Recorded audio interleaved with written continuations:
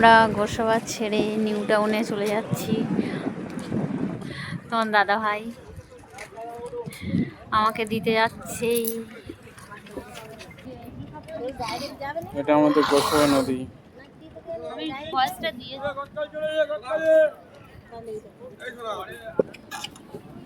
বাবার বাড়ি যাচ্ছি সকাল সকাল।